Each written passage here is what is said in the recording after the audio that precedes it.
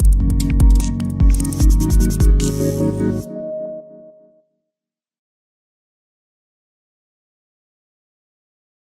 evening, participants.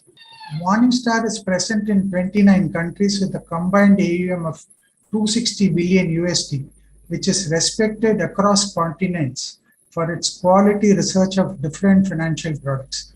Mr. Dhaval Kapadia, Director and Portfolio Specialist, who is leading managed portfolios, is going to be the keynote speaker today, and he is going to give his views on Central Budget 22, Morningstar's managed portfolio. Mr. Dhaval Kapadia brings in about 23 years of experience in fixed income, equity, investment advisory. He is a CFA chartered holder.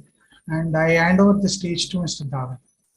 Thank you, Mr. Sivaram. It's good to be here, and thank you for inviting me for this session today.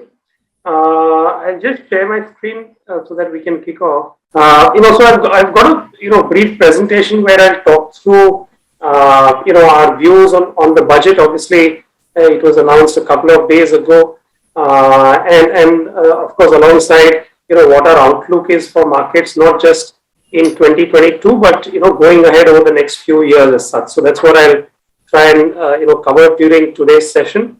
And obviously, feel free to sort of post your questions. We will be between Sivaram and me, we'll try and address your questions towards the end of the presentation as such. So just before we sort of kick off on our views on the budget, just a little bit about Morningstar. This is a company that was set up in 1984. It is headquartered in the US, and in fact, the shares are also listed on the Nasdaq Stock Exchange. And initially, this company was set up to provide data and research on mutual funds. For individual or end investors in the US. At that point of time, in the 1980s, there wasn't much information about mutual funds that was available for end investors, and our founders set up this company to provide research and data on mutual funds, like I said. And over a period of time, we've tried to build a trusted name in independent investment research, and we provide data on more than 600,000 investment products worldwide. And currently, we are present in about 29 countries, employing more than 9,000 people, across these countries. And more importantly, is our mission, which has always been to empower investor success, right? So what that means essentially is that our mission is to create great financial products that help investors achieve their financial goals. So that's the sort of the foundation of the company, and that's what we strive for on a day-to-day kind of a basis as well. Just looking closely, a little bit more closely at the investment management group within Morningstar. Now, this is the team that I and my colleagues are part of globally, and this team is responsible for providing investment advisory and portfolio management solutions to end investors. And typically, to provide these solutions, we partner with advisors or wealth managers or platforms or PMS platforms such as PMS Bazaar as such. So we partner with these entities to provide these solutions to the end investors as such. And this group, our group, the investment management group, consists of about 550 odd people, out of which 95 odd people are investment professionals. So effectively, their day-to-day job is to track markets, build views on asset classes, manage money, review portfolios, and so on and so forth. So, the group and the company has invested fairly to a fairly good degree to build a strong team, which is essential to run an investment business as such. Now, sitting out here, how do we leverage our global resources? And we have large teams at different locations, as I mentioned, and which is sort of visible on the map out here as well. So the way the group is structured is into three regions: Americas, EMEA, and Asia Pacific. And within each of the three regions, there is a hub or a center of excellence that's been identified, where we have a large investment team, and the countries within that region work closely with that team to build investment solutions for the local market. So for instance, within Asia Pacific, Sydney in Australia is the hub or center of excellence. We have a large investment team there. And me and my team and other countries within the Asia Pacific region that are listed here work closely with the Australian team to build solutions for the local market, to review our asset class calls and so on and so forth. So that way we are able to combine our local portfolio management or investment experience along with our global resources, and then we're able to leverage these global resources that we've built over the last several years as such. Just coming back to the main topic or agenda for today's discussion, obviously it's on the union budget, and obviously the budget comes at an interesting time, right? I mean, globally we are seeing some turmoil in the markets, concerns around inflation, and central banks, particularly the Federal Reserve, expected to act on trying to curb inflation. Inflation in the US is at the highest level that they've seen for the last 4 decades, right? And that is, in fact, at this point of time, CPI inflation in the US is higher than in India. Right now, that is like almost unheard of for a very, very long time. So, these are interesting times, so to say, and we had obviously an interesting budget that came through a couple of days ago. And clearly, just before the budget, I mean, there was a lot of talk and discussion around, whether the government will go, given that some state elections are coming up, whether the government will go and try and provide some SOPs and some sort of, measures to try and help to boost their chances or electoral chances as such, or, whether they would try to provide some SOPs to, to taxpayers to try and boost consumption and so on, or whether they would go the capital expenditure route. So clearly, if you look at the budget, they've opted for the second route, which is focused primarily on capital expenditure to try and boost the economy. Right. So that is the core theme of the budget, along with obviously social sector initiatives, which are very essential, whether it's around health, education, water, and so on. Along with that, the core focus is around capital expenditure. And in fact, if you look at some of the numbers, and we'll talk through some of these in more detail as well as we go ahead.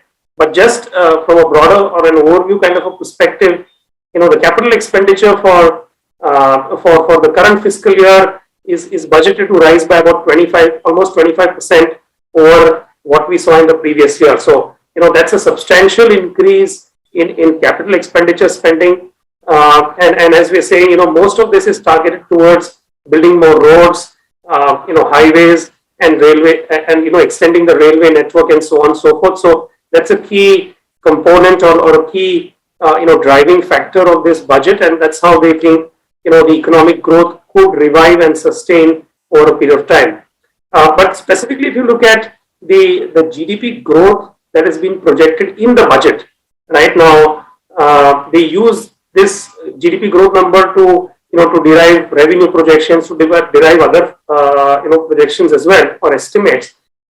This seems to be a little bit conservative. Now, this is the nominal GDP growth rate, so it includes obviously inflation as a component, and the budget projections put it at about 11% whereas the Reserve Bank of India itself is projecting current year GDP to be, or rather I would say next financial year GDP to be about 13 to 13.5% on a nominal basis. So the government seems to have been a little bit conservative in their projection for growth rate, when it comes to the economy as a whole. Alongside, the capital expenditure drive, some of the other schemes which have worked well during the pandemic, such as the ECLGS scheme, which was essentially providing, a guarantee cover for particularly for small and medium enterprises so that they are in a better position to borrow money and banks are more comfortable lending to them. So this cover has been extended by about 50,000 crores to about 5 lakh crores, and a good chunk of it has been used previously. So therefore you see some of this extension, and the additional amount is primarily focused towards hospitality and the other contact sensitive kind of sectors or industries which have been impacted across these various waves that we've seen over the last couple of years or so. Another sort of important announcement which people were sort of in a way anticipating or hoping to hear something on. So one is the government has announced that the RBI will issue a digital currency, right? So this is they've just said it will happen during the course of the financial year, and obviously one can expect to hear more. The monetary policy is due next week, so the RBI, I mean, one will have to wait and watch if they make any comments around that. But that's an important move to try and promote digitization and launch digital currency that's sort of owned and sort of put out by the government and the Reserve Bank of India. So that's an important move. They've also introduced taxes on cryptos in a way. So people are viewing this in different ways. One is, some people think in a way this is the legalization of cryptos. Government officials are not very clear around that aspect as such, but that's an important announcement, at least, that there seems to be a recognition of cryptos, but yeah, the legality and so on is still being debated. From a telecom perspective, the government has announced auctions that they will conduct auctions for the 5G mobile, 5G spectrum as such. Again, this was in a way anticipated, but that's good again from a digitization perspective, helping further expansion of the digital sort of economy as such, which has gained obviously a lot of traction over the last couple of years, in particular during the pandemic.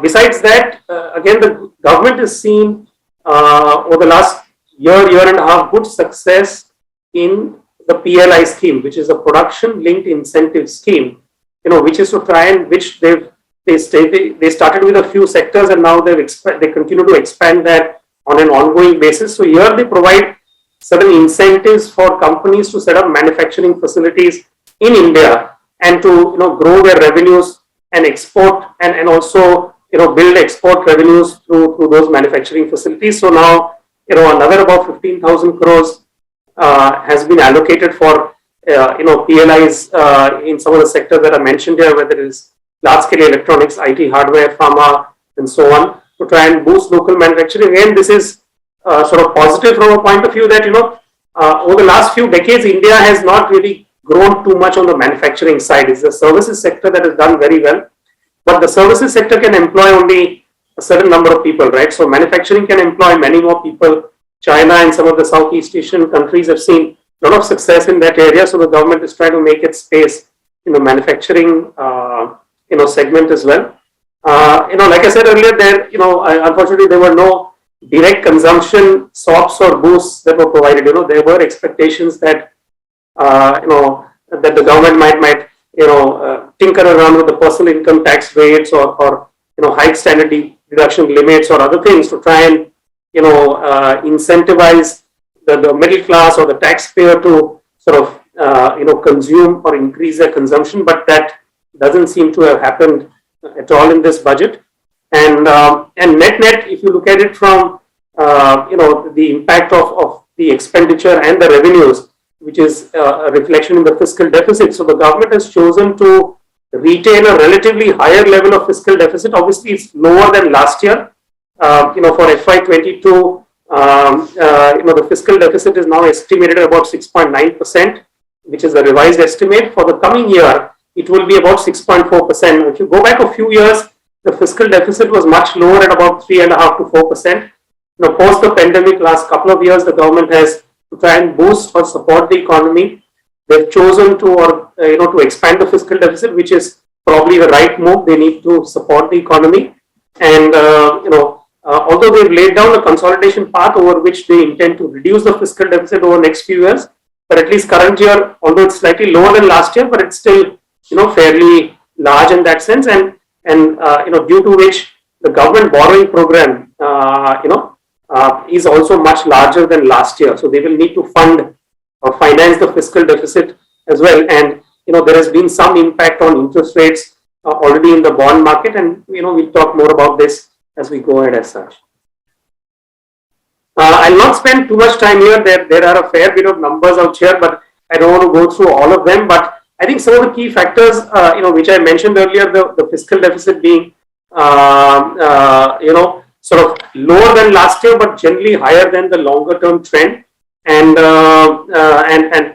due to which, we are seeing that the government, as I mentioned earlier, the government might need to borrow more money, and which is what has concerned the debt markets, right? And although the RBI hasn't done anything to increase interest rates as yet, but already interest rates in the bond market, and I was just looking at some of the numbers, for the last 1 year or so, the 10-year bond yield on government securities, or the 10-year GSEC yield has gone up by about almost 100 basis points or 1%, right? So it is important from a market perspective because lending for corporate bond lending rates or other rates are linked to the government securities yield as such. So in a way that's an area of concern for the Reserve Bank, in terms of, and we'll wait and watch in the upcoming monetary policy, how they sort of react to that. The market is sort of waiting to hear them on that front as well.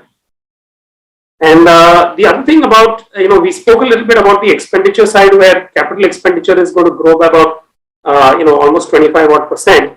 On the other hand, in terms of the revenues, the government has been a little bit conservative in terms of the tax revenue estimates, right? And this is now expected to grow at about 9.5% or so, and which is in fact lower than the nominal GDP rate that they themselves have projected. And if you look at previous years, the growth has been stronger from a tax revenue perspective. Last year, of course, the base in FY21 was lower, so the last year growth rate was high. But even previous years, the growth rate has been better, and therefore one would anticipate that, or one, at least on first reading, it seems that the government is being a little bit conservative when they're talking of the tax revenues.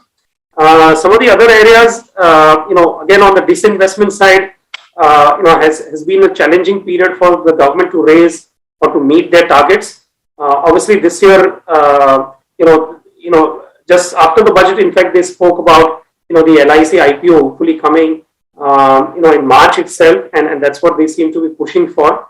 That should help them sort of up their disinvestment numbers. But broadly speaking, the government's focus, particularly over the last couple of years, has been to try and privatize or sell off assets wherever they feel that the strategic interest or strategic involvement is not required by the government, right? So you're seeing some of those. Obviously, with Air India, we saw that very recently. We saw with with some of the steel plants as well, where they sold off to a Tata Group company again, and some other large disinvestments are lined up for next year as such. Although they have estimated lower amounts, I think probably they are being a bit conservative, given that they haven't seen very strong success, or disinvestment has taken longer than they have anticipated. So they seem to be a little bit conservative on their estimates on that front as such.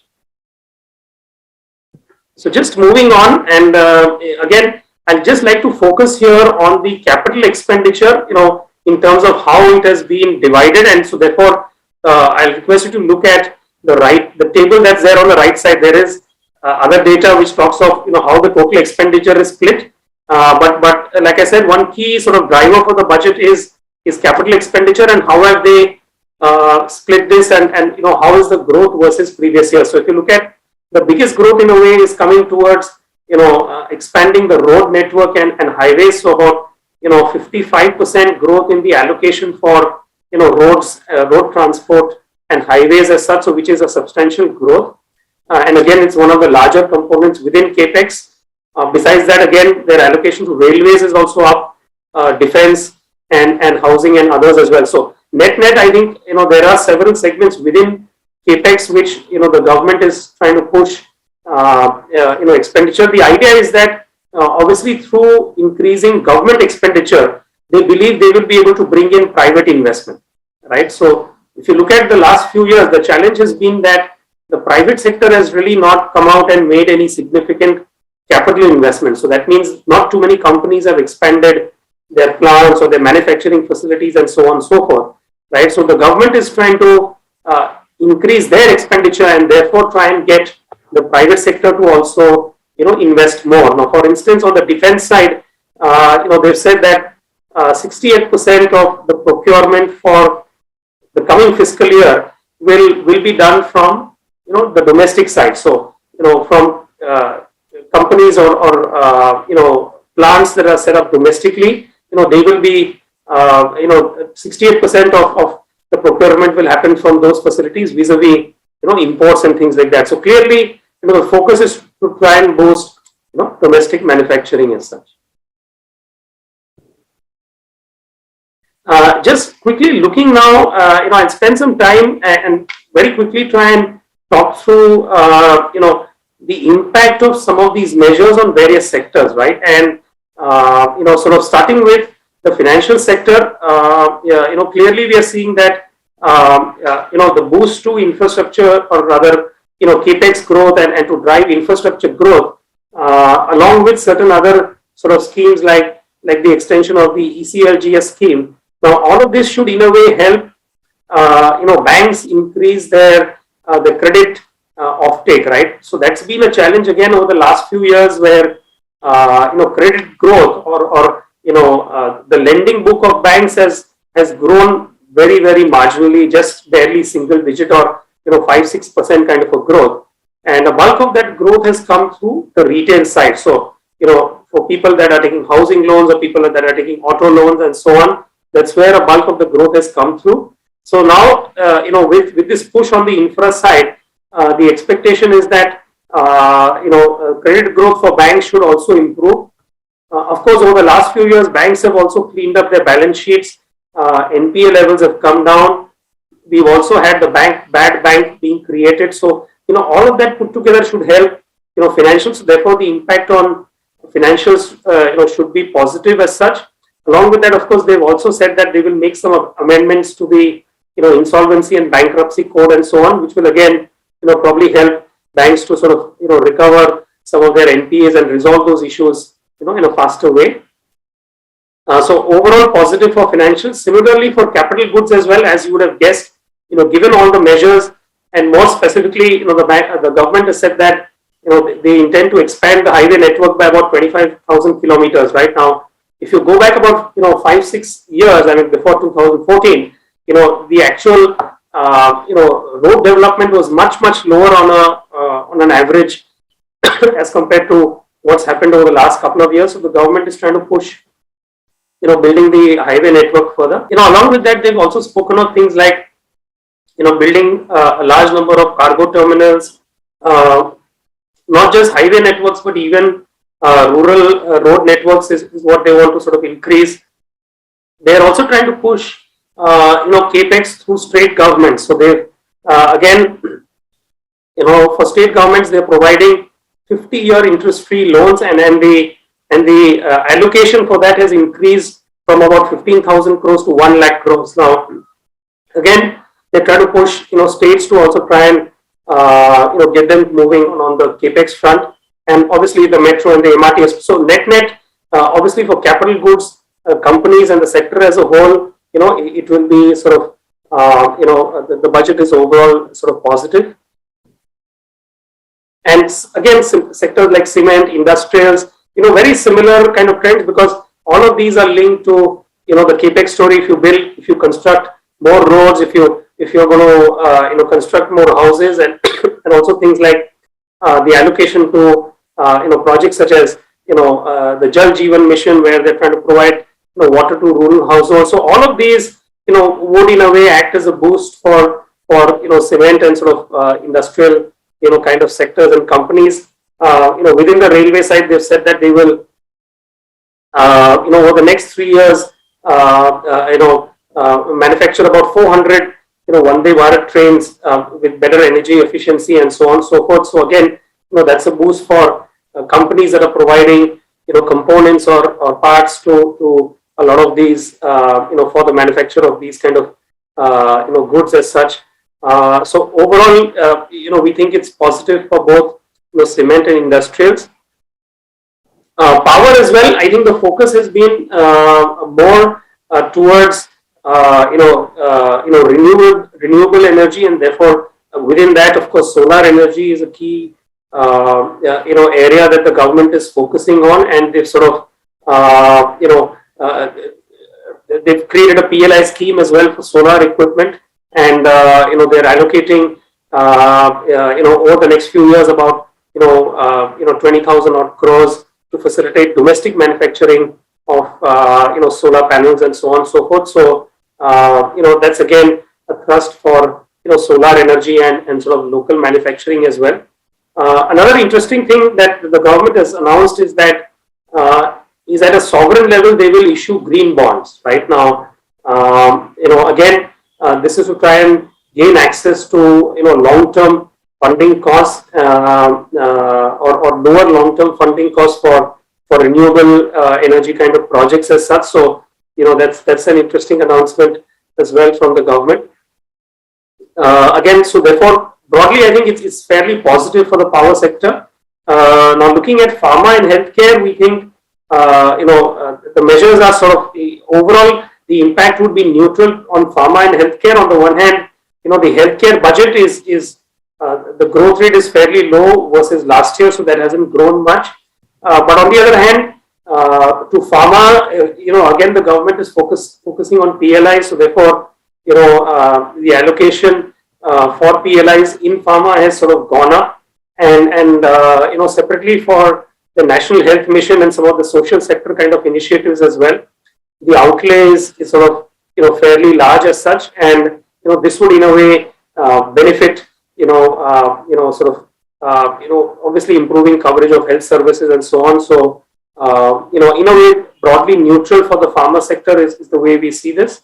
And if you look at oil and gas, the government hasn't really done much in this space during the budget. They've sort of the subsidy provisioning is much lower as compared to last year, and they've also spoken about an additional excise duty on unblended fuel as such, which would be levied from 1st of October. So again, out here the government is trying to push for blending of fuel, which as far as we understand, a bulk of the fuel that's used is blended fuel in some measure or the other. So the government is trying to push more on that front. So therefore they're increasing the cost of using unblended fuel as such. So in a way it's not overall the way we see it, because there have been too many provisions, and in fact the subsidy provision has come down. So we think it's negative for oil and gas, because given the fact that fuel prices have been rising, there is a risk that the subsidy might need to increase going ahead as such. Just quickly covering a couple of other sectors now. If you look at fertilizer or rather agriculture, some of the key measures include fertilizer subsidy, which again the rural segment in a way watches out for. So this has been reduced lowered by about 25% and which we think in a way would be negative for the farming sector. Some of the other measures are slightly more positive, like some of the projects that they've announced, which would supply water across some of the rural areas as such, and then the use of Kisan drones as such. But overall, on the balance, it seems that it's sort of the impact would be negative, given that the first fertilizer subsidy has been lowered by about 25% or so. For auto, again, broadly speaking, if the government is pushing for more construction of more roads, railways, and ports, it would tend to push purchase of autos. For instance, particularly a high capex push would help the consumer or the commercial vehicles kind of segment. And separately, of course, the government is also focusing again out here on electric vehicles as such. So therefore, things like duty reductions, and also if the government has to push for more usage of EVs, they will need to create EV charging infrastructure, right? And probably the government seems to be realizing that India is quite behind the curve when it comes to creating that charging infrastructure. Now, if you compare India to a China or some of the other major countries, they are significantly ahead. So India has not really created enough charging stations for people to use, like you have petrol pumps and so on.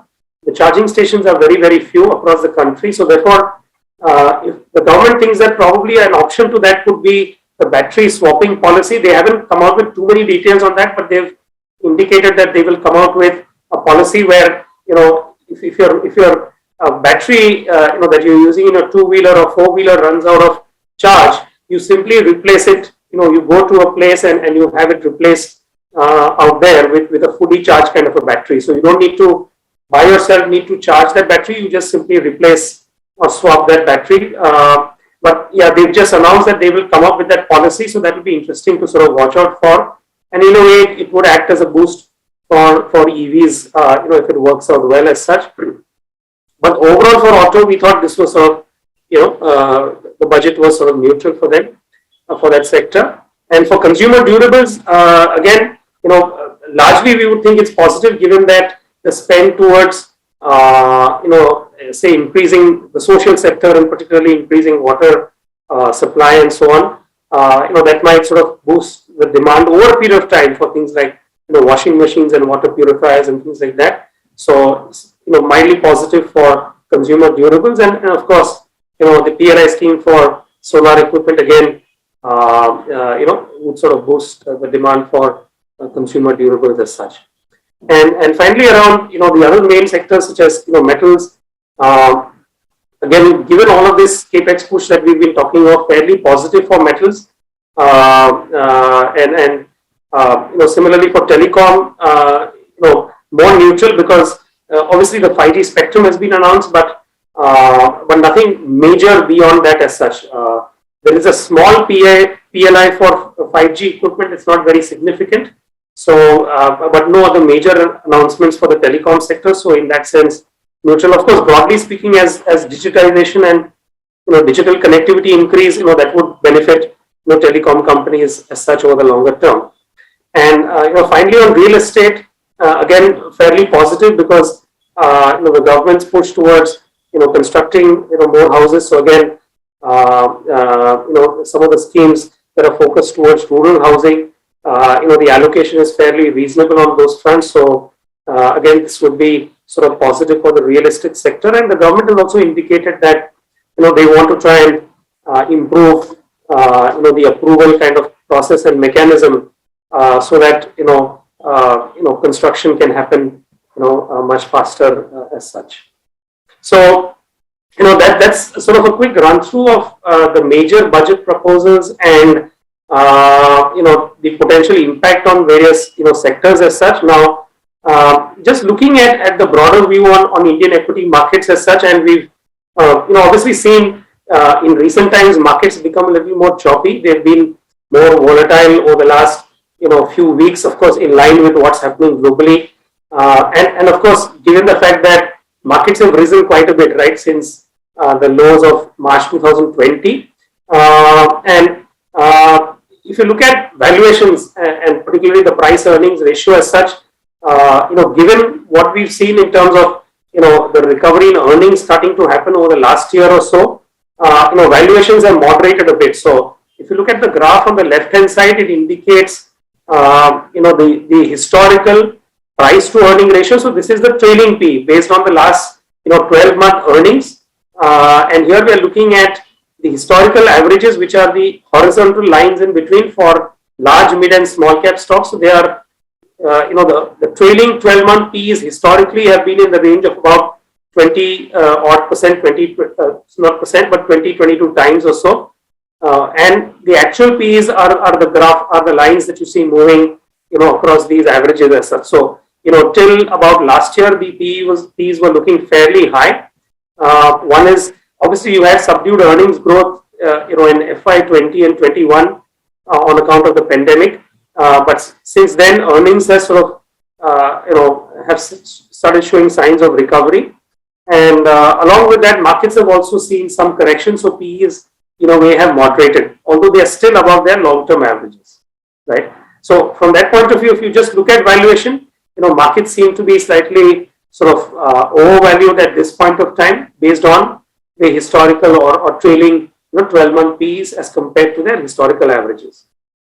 Another way when we look at valuations is also try and look at the underlying fundamental, right? So which is the price to earning ratio has two components. One is the price, which is the stock price or the market index level, and the second component is the earnings, which is the denominator, right? So that is driven by various factors such as profit margins of companies or return on equity for companies and corporates, over periods of time. So what we see on the right hand side is how ROEs or return on equity for large, mid, and small cap stocks have moved over the last 20 odd years, about in fact 25 years plus, right? So, and what are the long-term ROEs for each of these segments? So, for large caps, for instance, the long-term ROEs at about 17 to 18%. For mid-cap stocks, it's at about 13 odd percent, and for small caps at about 12 odd percent or so. So, but if you look at over the last few years, the actual ROEs for corporates have been lower than their longer-term averages. So, because of the slowdown in the economy and the corporate sector not doing too well, leverage and other issues, sort of overcapacity build up and things like that, resulted in lower ROEs and profit margins, but which now we are seeing some of these starting to recover over the last 12 to 15 months or so. So in other words, as profit margins and ROEs for companies recover, these could act as a support to valuations as such for markets overall. Now, just another perspective, we were just talking about profit margins being lower over the last 15 or last about decade or so in particular. And another indicator of that is the corporate profit to GDP ratio, right? If you look at the graph on the top left-hand side corner, it indicates, the last about 20 odd years, how this ratio has moved. So what is the corporate profit as a percentage of overall GDP?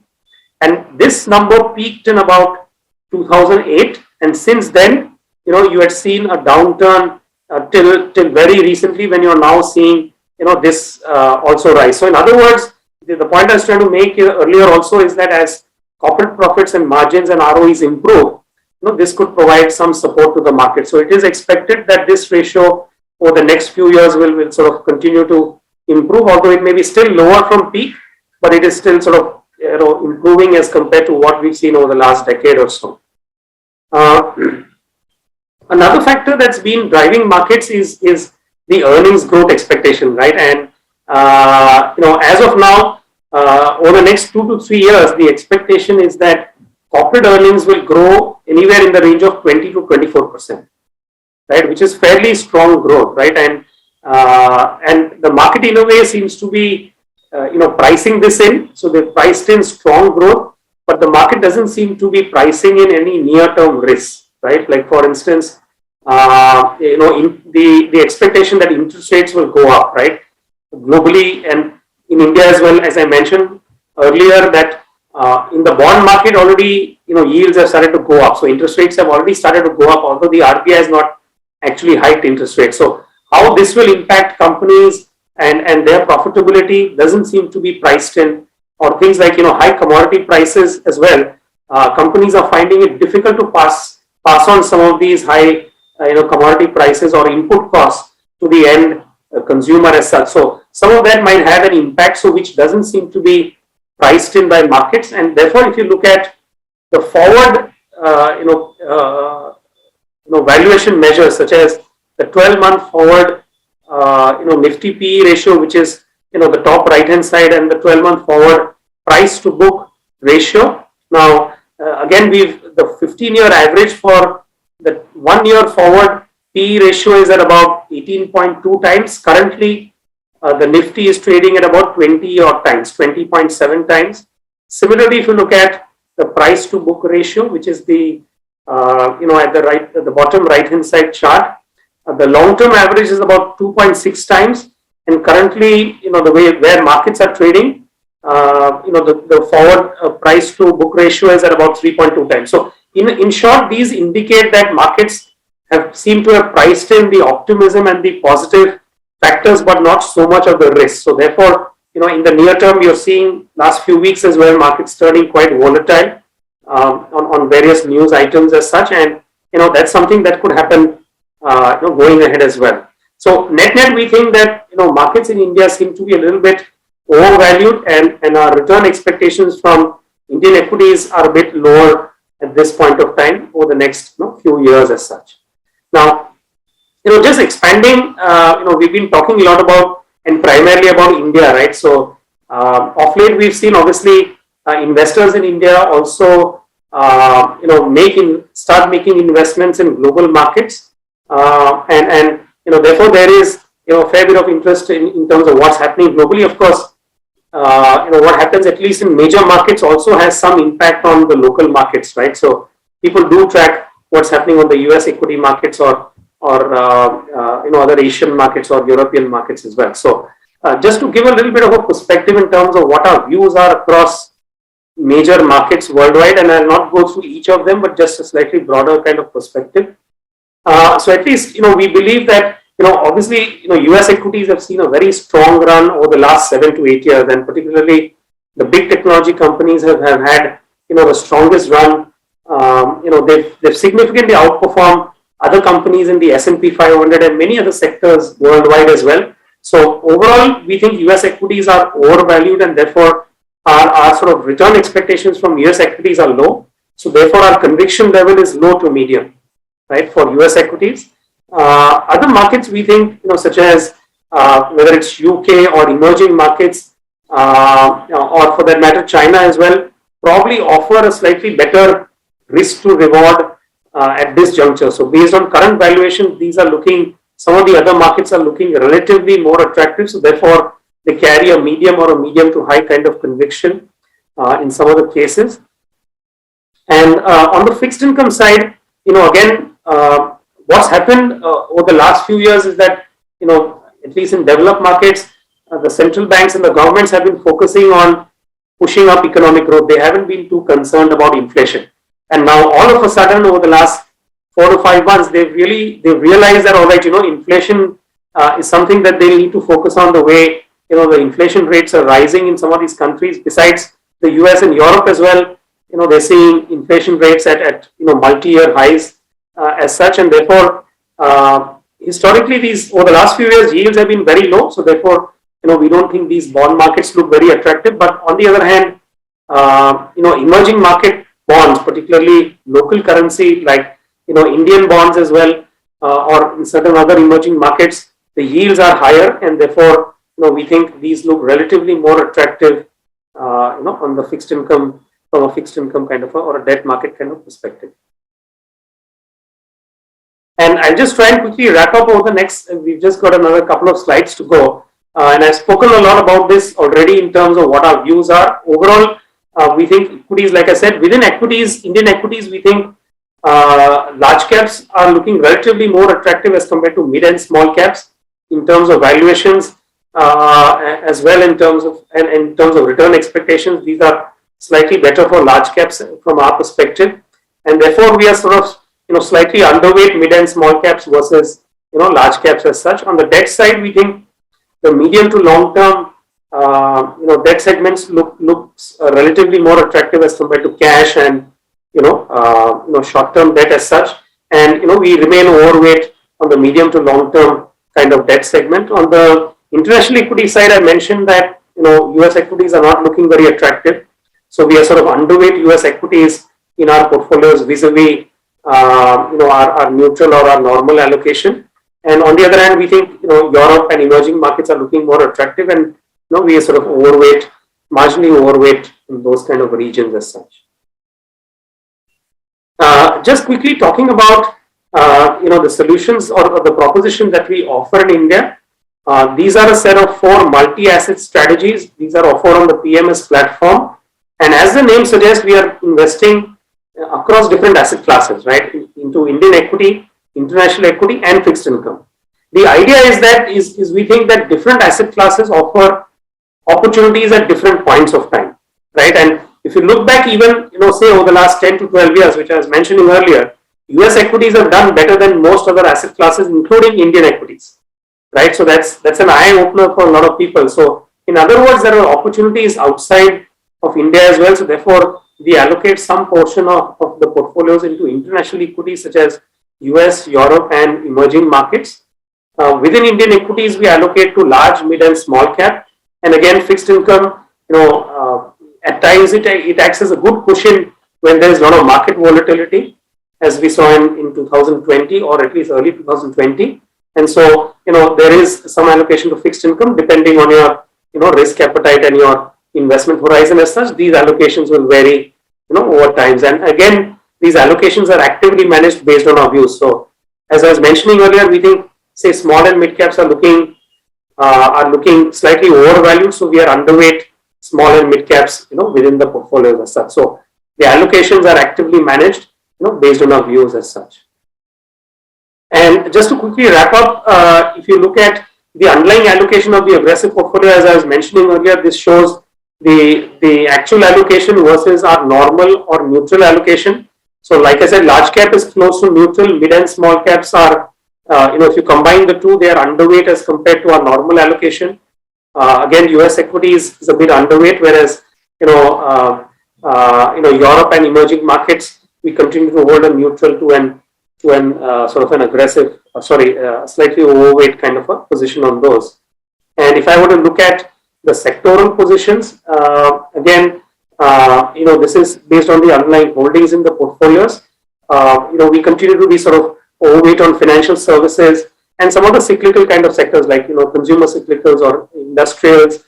These are overweights within our portfolio, whereas, technology and the consumer defensives, we are sort of, we are holding sort of underweight, positions on those.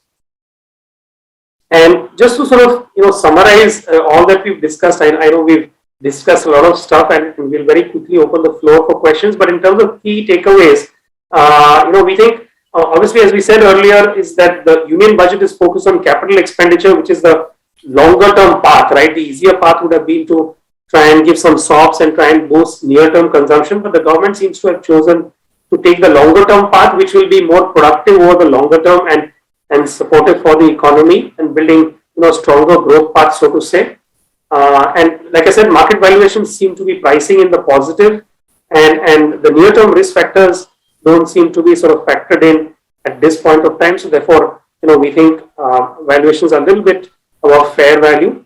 And on the debt side, again, return expectations from bonds would be a little bit more normalized, given that we are at the turning point of the interest rate cycle where interest rates are expected to go up. And effectively, this is all that we monitor when we construct our portfolios and position them to reflect, these forward-looking kind of expectations as such.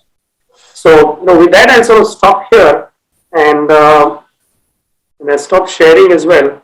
And, we can sort of take up questions if there are any. Mr. Sivaram, over to you. Yeah, thanks, Mr. Dhaval. And in fact, it was exhaustive.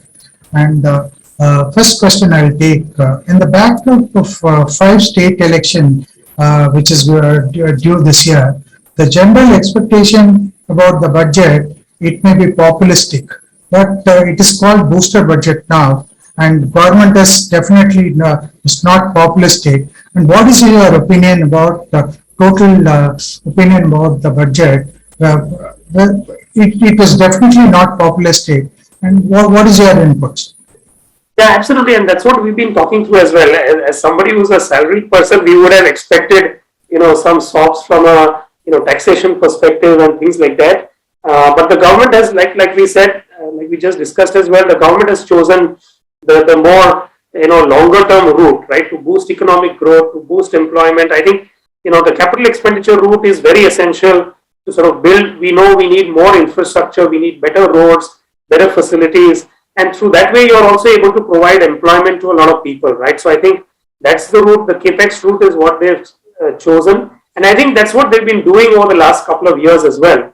Along with the balance that they brought in is spending on the social side. So if you look at education, health, which are essentials for the rural sector, and the lower strata and so on. So I think they've also focused on that. So I think that's where the focus has been. And like you said, there doesn't seem to be anything that's from a populist perspective that's included in the budget as such. The bond markets are still nervous in India and even in the US.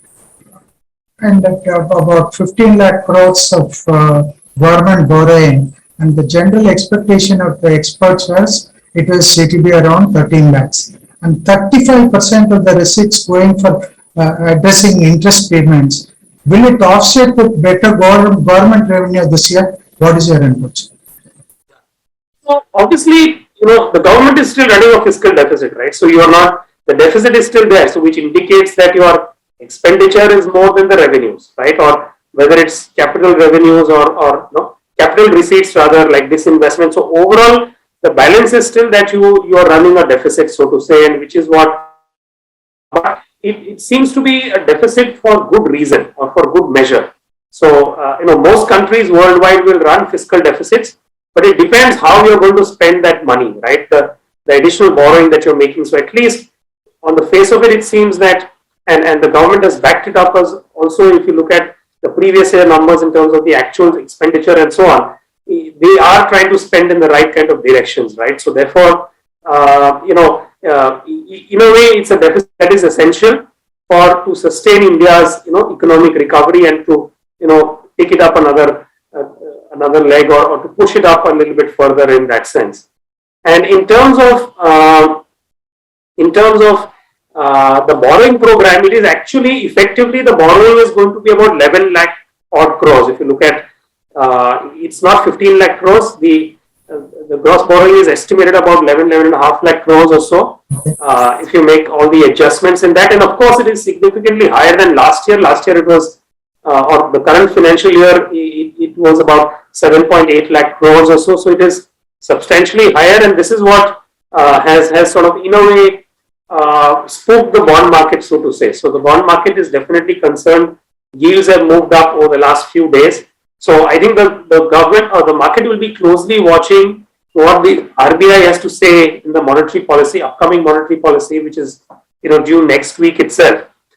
So the government, the market will definitely be watching out for that. I don't think the RBI will want very big up moves in interest rates, right? Because it will impact what the government is trying to do and what RBI itself is trying to attain, which is sustainable growth rate and so on and so forth. So but one will have to wait and watch in terms of what are the actual steps they take to try and manage that government borrowing program, which the market is looking out for, so to say.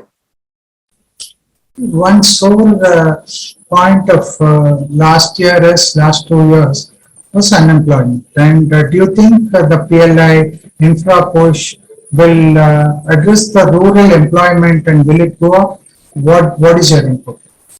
Yeah, it clearly appears to be the case, right? I mean, I think that's what should happen. If you're building more roads, if you're building more highways or more ports and so on, you will need people to really, you will need labor, right? So I think clearly it should help rural employment, which is what the government is trying to focus on. So I think surely in that direction it will support the employment sort of purpose or cause as such. Yeah. And I'm borrowing a tweet of Mr. Kotak. Do you think the balance of near-term imperatives and long-term priorities are matched well in the budget? At times all of this is very subjective, right? I mean, it's how you look at it. But then if you it's like a bitter pill to swallow, right? I mean, and the government hasn't obviously done much to push near-term consumption. So they haven't, like we said, gone out for softs or tax cuts and things like that, which is sort of very near-term kind of focus. But rather, they are trying to push. They're trying to use the money in the right direction and in a way get that multiplier effect. Like we are saying, it's not just government expenditure, but the way they're thinking is that if they utilize more cement, for example, if they construct more roads, cement companies out here will need to expand capacities as well, right? So that's just one example. Similarly, other manufacturing units will need to expand capacities, employ more people. So I think they're trying to crowd in private investment by using the public investment or government, expenditure kind of route. So the companies that are supplying all of these raw materials or these goods, they will need to expand over a period of time, as their capacities get better utilized. So I think that way, they will create more employment and so on. So the multiplier effect of that can be quite, significant. So in a way, the government has chosen that the longer term kind of path, and if you look back over the last couple of years, right, the last couple of budgets were focused on supporting, providing liquidity support, the support to farmers and things like that. Now, some of those support, some of that support is probably not required anymore. So therefore, they're changing focus a bit. towards other areas. So yeah. The next question is, markets continue to scale high despite interim minor correction. For example, November 2021, January 2022. Do you think the current market valuation is expensive on the expensive side, or downside risk factors are well priced in? As I mentioned earlier, we think markets have run a bit ahead, right? So they've factored in fairly strong growth over the next couple of years, right? So therefore, the positives seem to be priced in. The downside risks or negatives, some of them we spoke of, whether it's high commodity prices, the expectation that interest rates might move up, factors such as those don't seem to be considered or don't seem to be well priced in, at least in Indian equities as such. And probably to a certain extent, you're seeing some reaction of some of these factors in global markets, particularly US equities, which have come off. The NASDAQ has come off quite sharply by about 13-15% over the last few weeks. So some of that reaction you're seeing out there in India, I think the correction hasn't been very sharp. But yeah, we think markets are still a bit sort of overvalued kind of territory. Now I get into your managed portfolios. How important is multi-asset portfolio to total asset allocation for an investor? How important it is? Yeah, absolutely. I think, as an investor, when you're, obviously you've got certain financial goals that you're trying to achieve, right? Whether it's planning for retirement or buying a house or planning for your child's education, there could be multiple goals that you're looking at, right? For each of these goals, and these goals will have different time periods, right? I mean, you could have some goals coming up over 5 years, 10 years, or 15 years. So depending on the time period, your ability to take a risk will also tend to vary, right? So therefore, if you've got a goal coming up in 5-7 years, putting all your money into just equities, or like they say, putting all your eggs in one basket might not be the greatest idea, right? So therefore, it's important to therefore allocate across different asset classes. That is one primary area. The second area aspect about multi-asset is that from time to time you'll have opportunities in different asset classes, right? We spoke of US equities. We spoke of, if you look at, different markets have done well at different points of time. So, there are periods when Indian equities haven't done well, like a 2018 or a 2013 or so on. But in those periods, other global equity markets have done well, right? So, in other words, there are opportunities outside. It's not just the performance, but if you look at the companies, we use many of these products on our day-to-day life, whether it's the Facebooks, Googles, and so on. That is one part, but Volkswagen, the Toshibas, the Hyundais of the world, all of these companies are listed in different markets and geographies. So therefore, for you to gain exposure to those kind of companies, their scale is completely different to what you have in India, right? So they give you a different exposure altogether. So I would think that's very essential from an investor's sort of perspective. How multi-asset allotments or allocations will reduce the volatility of the total portfolios among us? Yeah, so I think that's a great point, because I think managing downside risk is also important, right? A lot of investors, when things are going well, people are just thinking of the upside, right? It's when you see some corrections or you see some increase in volatility, it starts impact you. Then you start thinking more about it, right? And managing that downside risk, we think is equally important as well as when you look at the upside. The reason is because the more your portfolio falls or your investment falls, right, the amount you need to recover is much greater. So, for instance, if the value of your investment were to fall from 100 to 80 rupees, right, which is a 20% fall. But to go back from 80 to 100, you need a 25% return.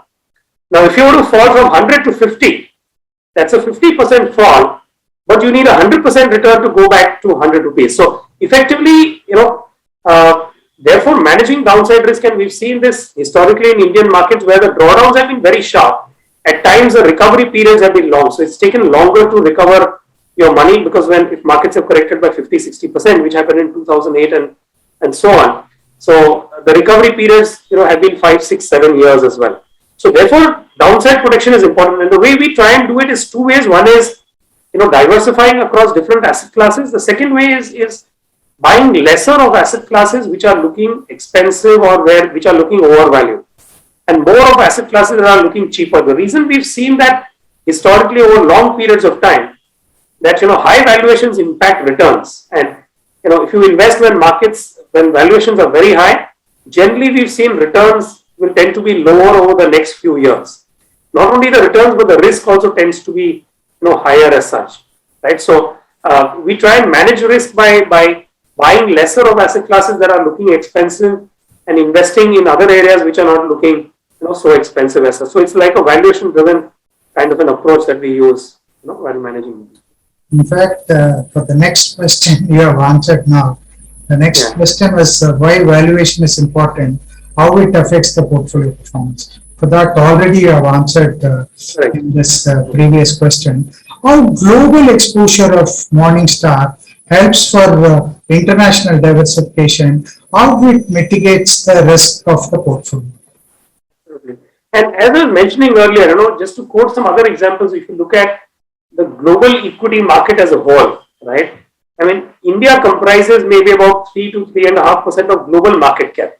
So there is a 95, 97% of market cap that's sitting outside India, right? In some of the companies that we spoke of earlier. So there are multiple opportunities outside. Even if you look at from an economic perspective, India comprises about 3 to 4% of global GDP, right? I mean, US comprises the maximum, which is about 25%. China comes next at about 11-12%, and then you have Japan and Europe and so on. So in other words, if you look at it from an economic perspective or from a capital market perspective, India is still, although it's growing, but it's still a small component, right? So therefore, there are multiple opportunities outside. I mean, the US equity markets comprise more than 50-55% of global market share, right? So there is a significant set of companies which are multinationals, and we spoke of them, we know of them as well.